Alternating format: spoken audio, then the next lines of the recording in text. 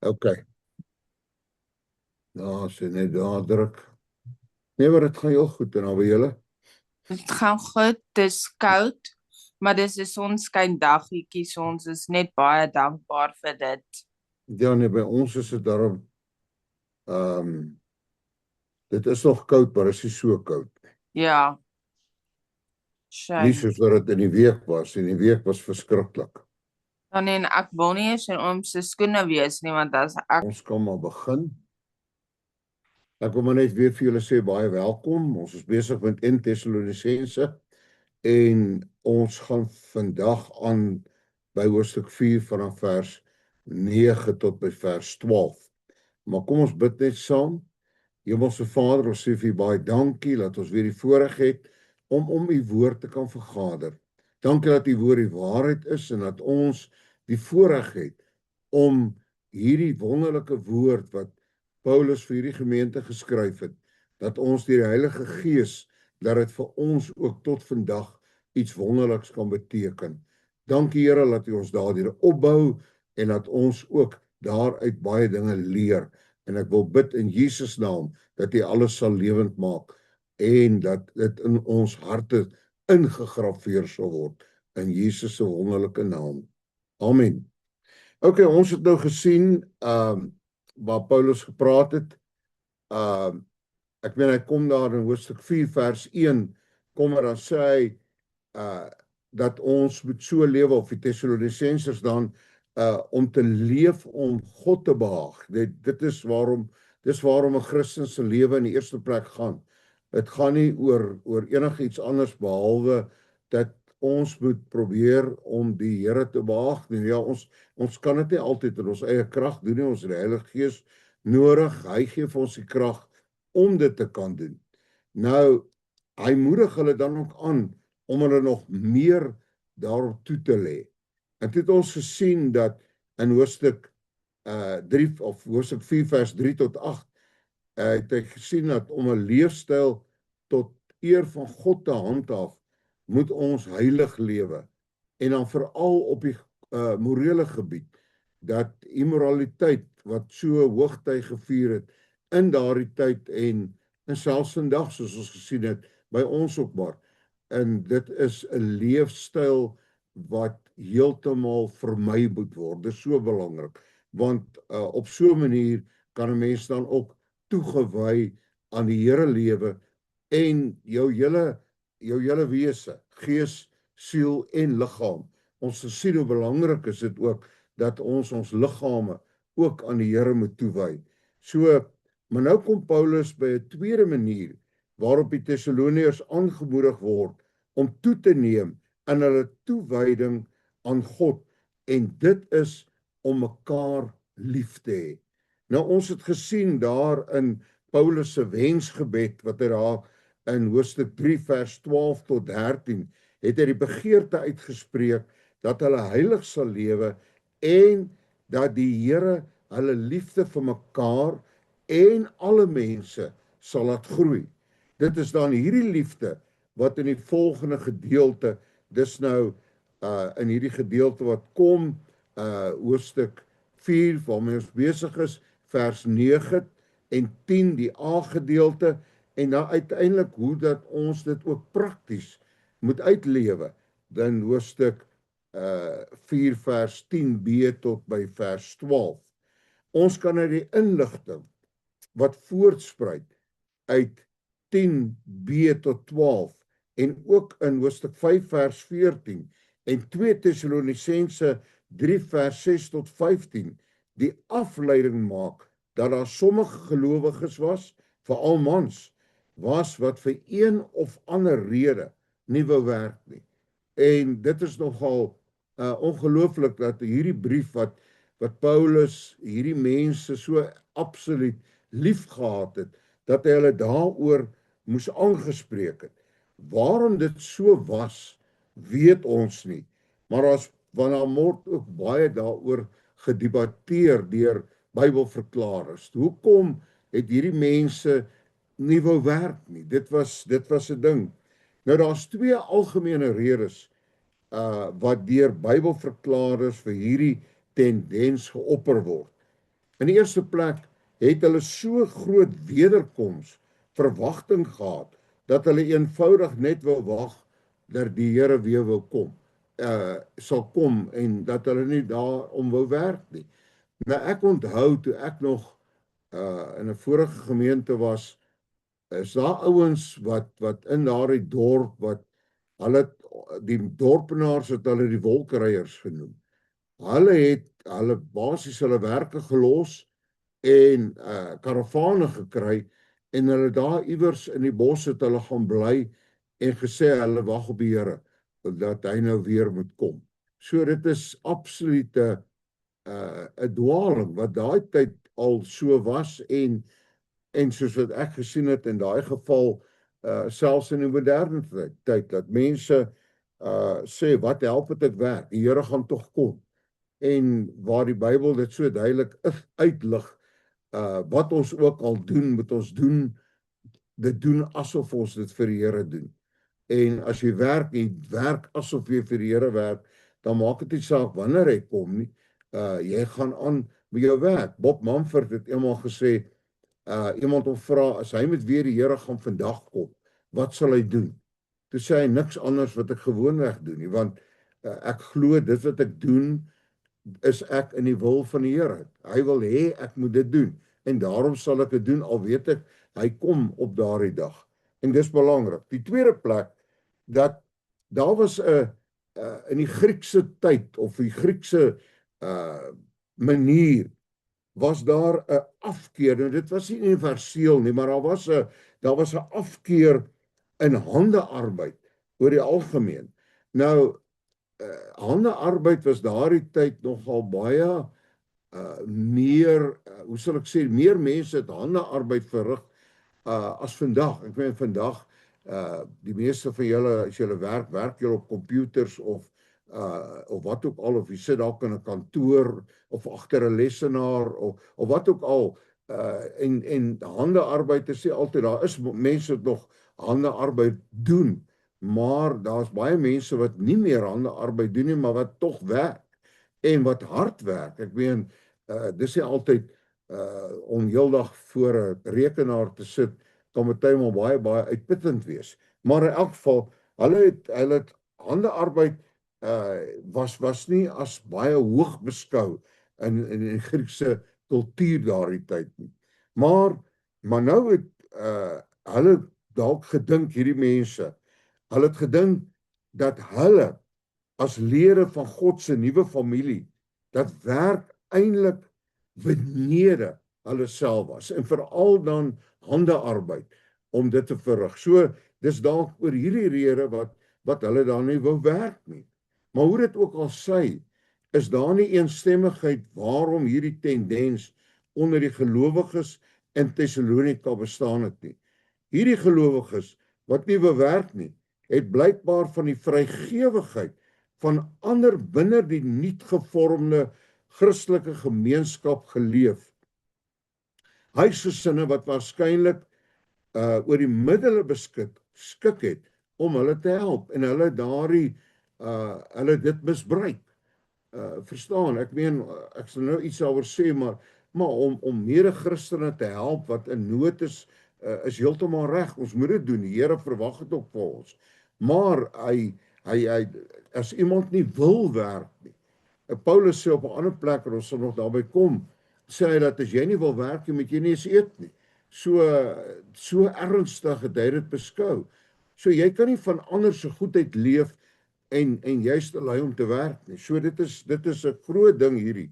Nou maar Paulus, hy was self 'n tentmaker.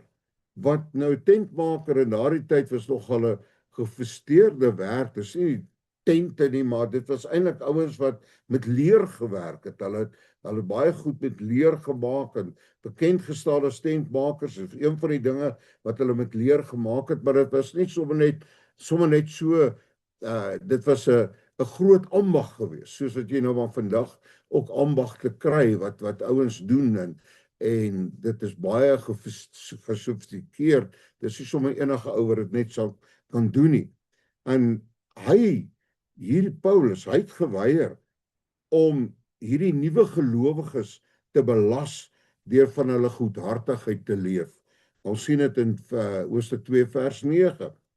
En hy het besef dat die uiteindelike kwessie nie werk as sodanig is nie, maar eerder die betekenis van die liefde binne die nuut gevormde volk van God as deur 'n God geskepte familie.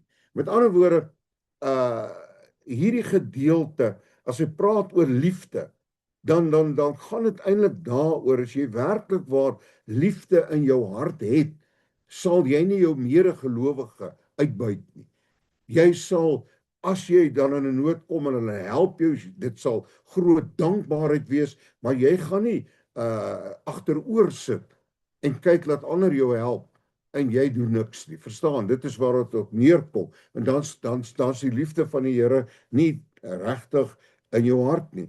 Daarby is Paulus ook bekommerd dat hulle nie die evangelie in die oë van ongelowiges in oneer sal bring.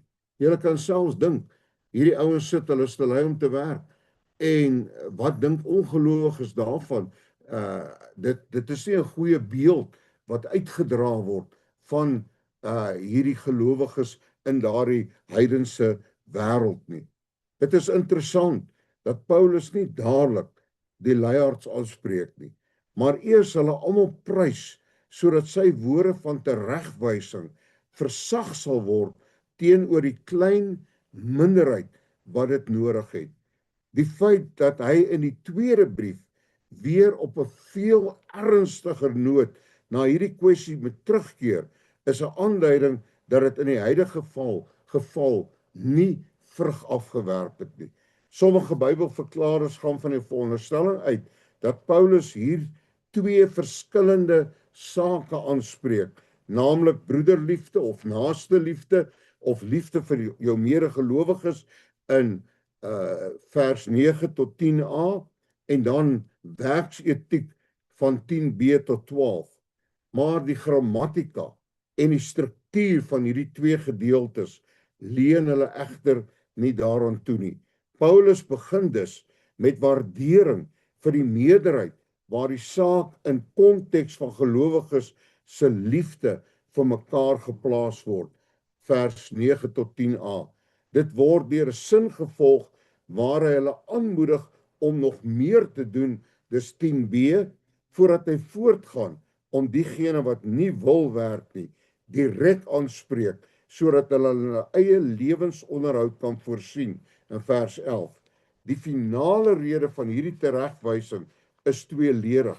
In die eerste plek sê hy sodat hulle nie in die oë van ongelowiges die evangelie moet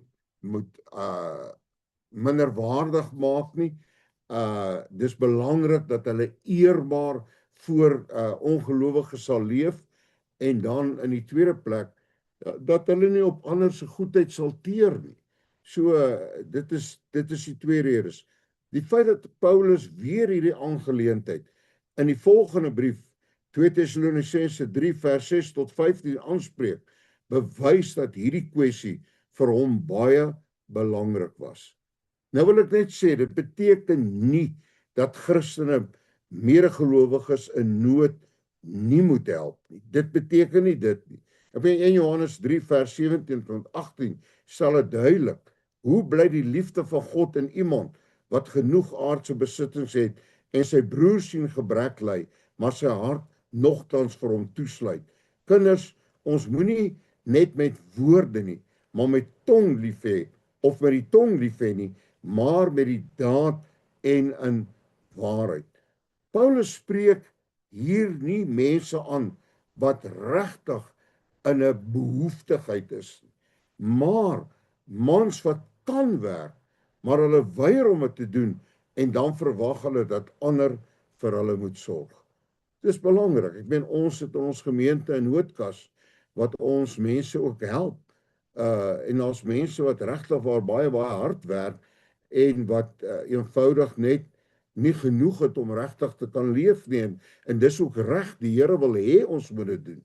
Maar hy wil nie iemand wat te lui is om te werk. Ek sal nooit vergeet nie, Hy was 'n man in ons gemeente jare terug, maar hy's ook al oorlede. En hy het eendag hy het sy eie besigheid gehad. En hy het eendag by 'n ou gestop wat langs die pad gestaan en bedel het. Toe sê hy vir hom, hoorie, ek kan vir jou werk gee. Toe sê die ou vir hom, luister, jy kan nie vir my gee wat ek hier verdien terwyl ek hier staan nie. So dit is nou 'n ander saak. Die ou kan gaan werk, maar hy wil nie werk nie. So dit is die ding wat Paulus hier aanspreek. Ons moet dit onthou.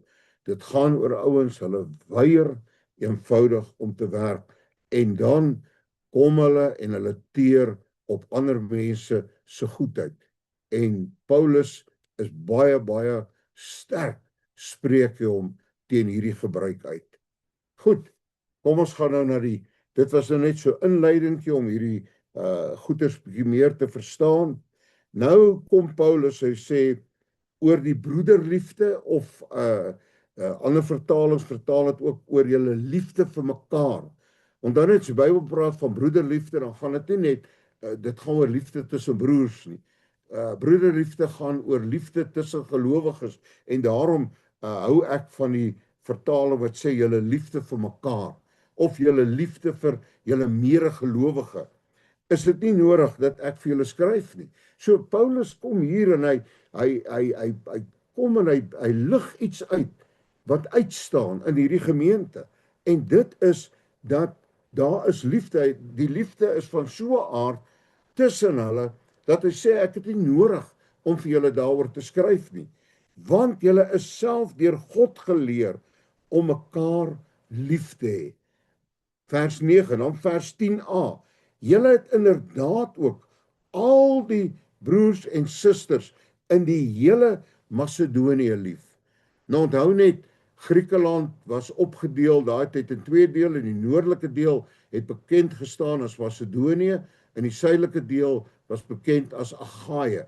Die noordelike deel se hoofstad was Thessalonika en die suidelike deel se hoofstad was dan Athene gewees, soos wat Athene vandag nog die hoofstad is.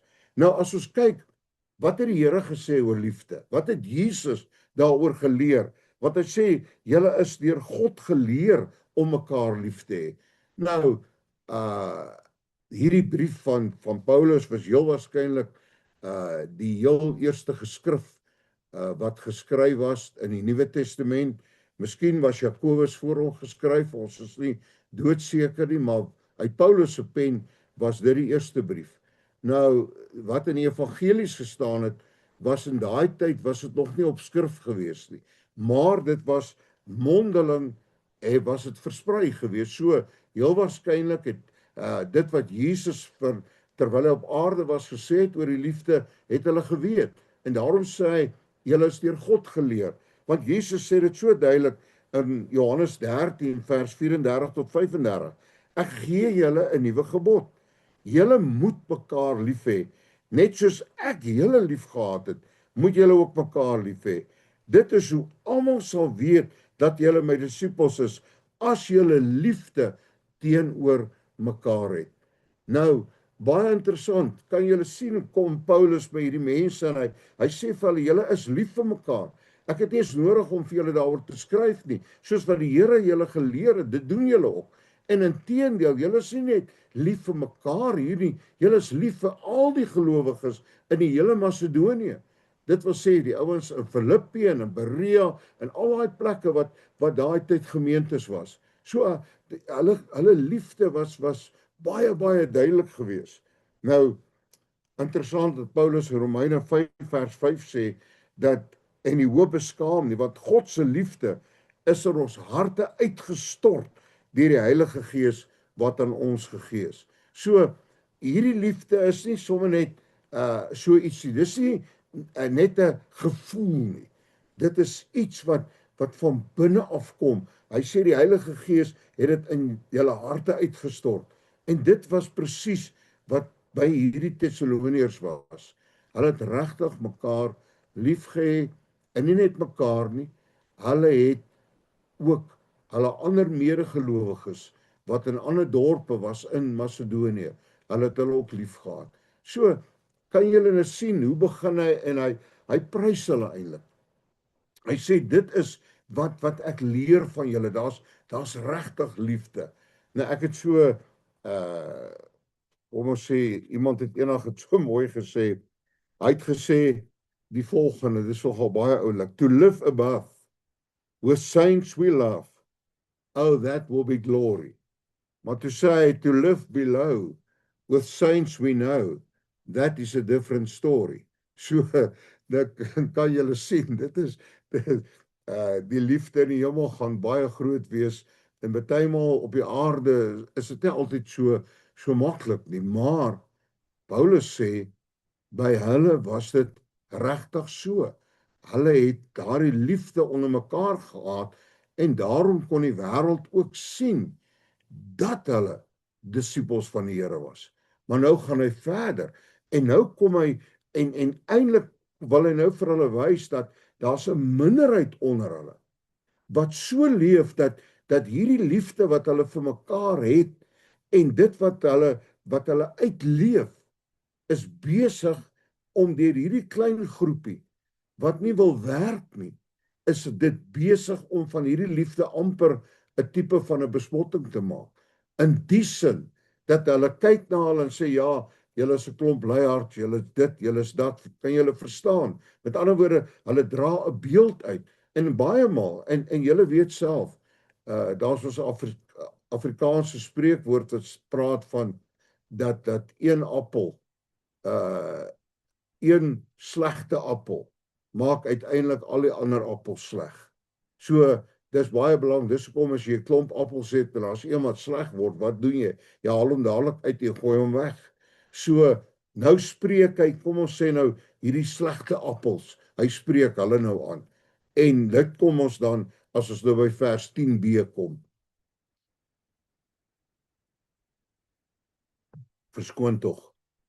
Maar nou sê hy, maar ons moedig julle aan, broers en susters, om dit nog meer te doen. Met ander woorde, hy sê, julle is lief vir mekaar, maar daar's iets wat julle meer moet doen, om hierdie liefde, dat dit ook in die praktyk uitgeleef sal word, dat die wêreld kan sien, dat hierdie liefde is nie sommer net woorde nie, dis werklik dade.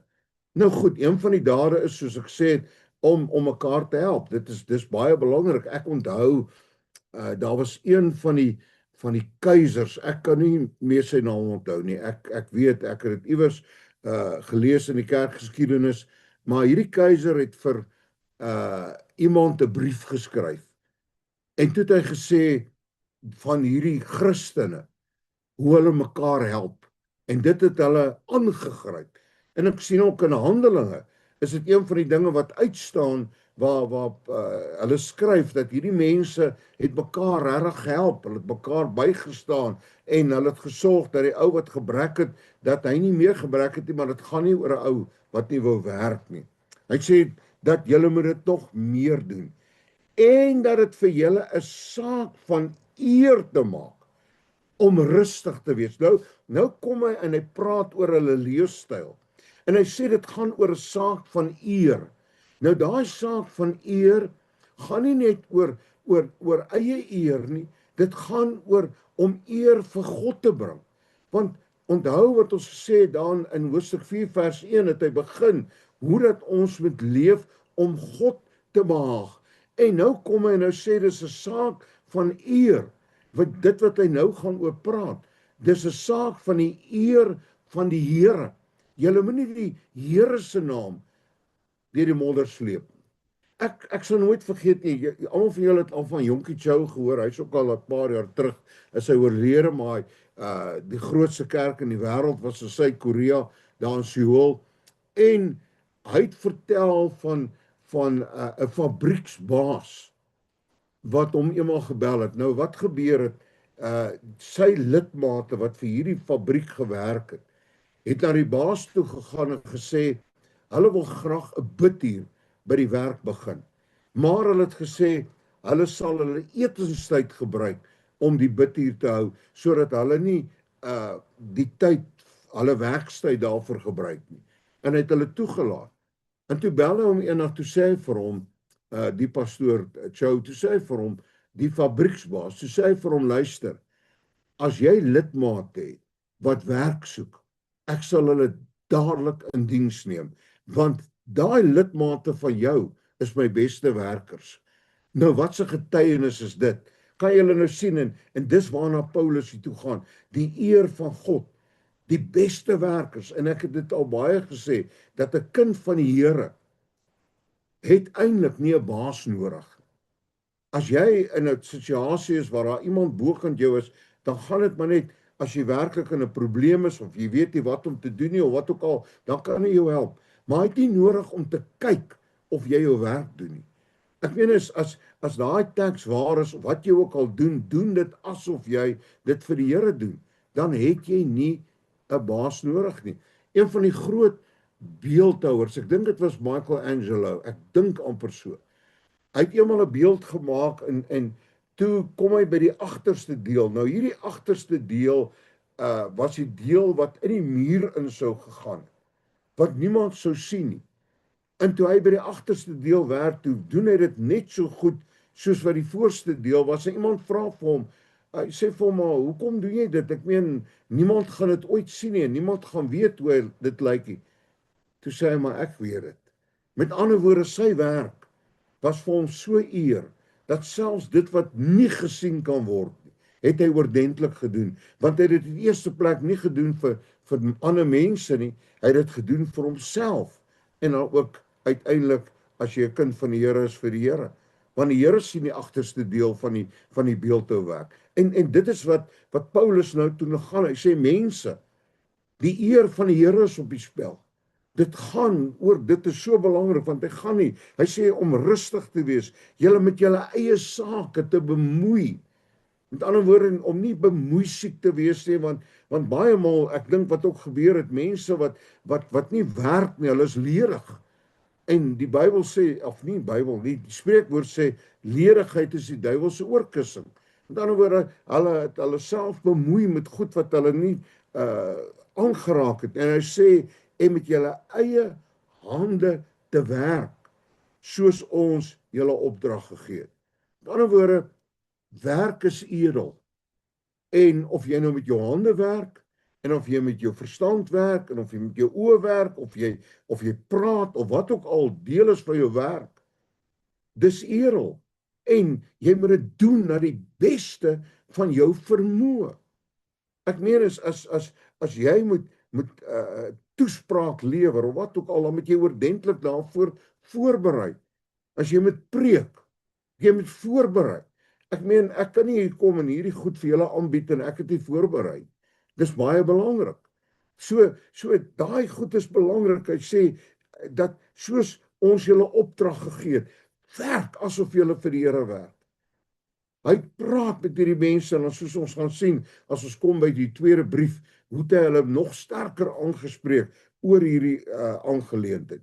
Nou gaan hy aan by vers 12, sodat julle eerbaar kan leef in die oë van die buitestanders. So, ek onthou altyd my ma, toe ons kinders was, as ons beklei, dan sy altyd gesê, die bure hoor julle.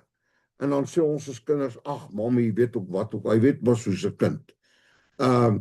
En dan sê sy, het sy altyd vir ons gesê, hulle sien Sondag ons ry kerk toe, en nou beklei julle so in die week.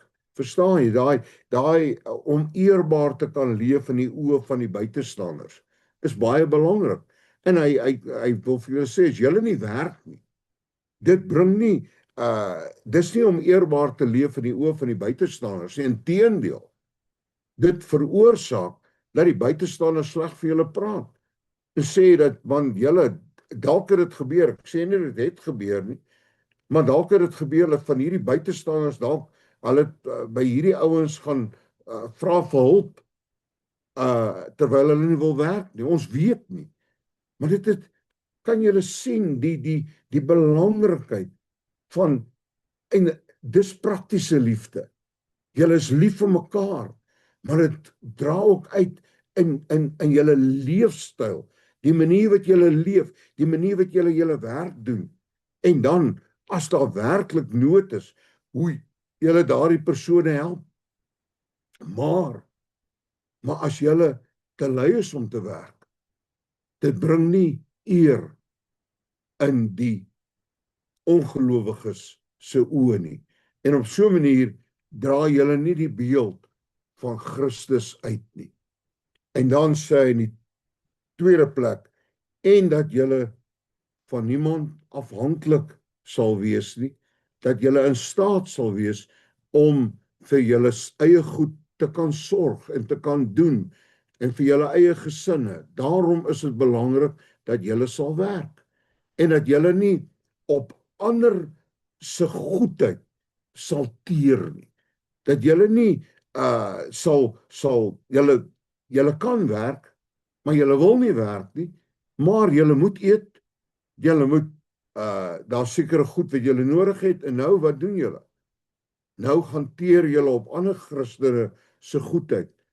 En in wese, terwyl julle onafhanklik kan wees en eintlik in staat is om so te werk dat julle genoeg kan hê om ander ook te kan help. Nou is julle absoluut afhanklik van ander en julle werk nie, julle doen niks. So dit is dan die saak wat Paulus hier aanspreek. Hy prys hulle, julle is lief vir mekaar en ons sien dit raak, maar dis baie belangrik dat julle nie te lui sal wees om te werk nie. So dit is die twee sake dan wat uitstaan in hierdie paar verse. En onthou, daai werk wat jy doen is belangrik. En doen dit asof jy dit vir die Here doen. Ek weet nie wie van julle het al die boekie gehoor, To Practice the Presence of God. Dit was geskryf deur 'n man met die naam van Brother Lawrence. Nou weet julle wat het Brother Lawrence gedoen? Brother Lawrence het in 'n kombuis gewerk. Hy het skorrelgoed gewas. En hy het in daai skorrelgoed was, het hy op so 'n manier gedoen dat die Here se teenwoordigheid was in die kombuis gevoel. So dis so belangrik. Dis so belangrik dat jy dit sal doen. En as mens dit doen asof jy dit vir die Here doen, ek meen dit verander die hele saak. En mag dit so in ons lewe wees dat ons regtig mekaar sal lief hê, en nie net mekaar nie, ook buite ons grense, buite mense, buite ander gelowiges, dat ons, as dit in ons vermoë is en as iemand in 'n nood, altyd sal help, maar dat ons ook ons werk sal doen asof ons dit vir die Here doen, en dat ons dit wat hy vir ons gegee het om te doen, dat ons dit sal doen na die beste van ons vermoë. Mag die Here ons help dat ons elkeen op so 'n manier ook eer vir die Here sal bring. Kom ons bid saam. Vader, baie dankie vir hierdie wonderlike gedeelte in die woord. En help ons, Here, en stort u liefde elke dag in ons harte uit. En dan wil ek bid, help ons dat ons so sal werk dat ons vir u naam eer sal bring. Help ons, Here, dat ons so sal werk dat ons ook in staat is dan om hulle wat regtig in 'n nood is ook te kan help. Maar o Here, dat ons hele lewe, ons hele bestaan, dat dit eer vir u sal bring, net waar ons kom. Ons kan dit nie doen in ons eie krag nie, maar ons dank u vir u krag wat u elke dag vir ons gee. Ons loof u in Jesus se naam. Amen. Amen.